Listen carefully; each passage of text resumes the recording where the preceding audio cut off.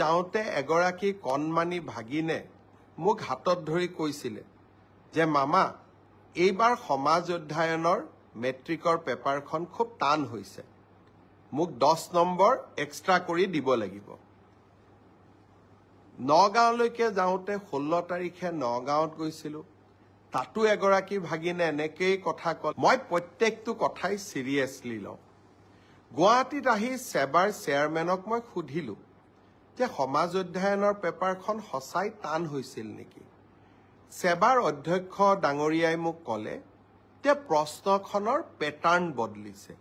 যোৱা বছৰো প্ৰশ্নখনৰ পেটাৰ্ণ বদলোৱা হৈছিল আৰু এইবাৰো পেটাৰ্ণটো বদলোৱা হৈছে যাতে ছাত্ৰ ছাত্ৰীসকলৰ জেনেৰেল নলেজৰ পৰীক্ষা সেবাই ল'ব পাৰে। ব্যৱস্থাটো আদৰণীয়, কিন্তু যদি মোৰ ভাগিনবিলাকে আকৌ মেট্ৰিকত ফেইল কৰি যায় তেতিয়াহ'লে কেনেকৈ হ'ব? সেইটোতো হ'ব নোৱাৰে।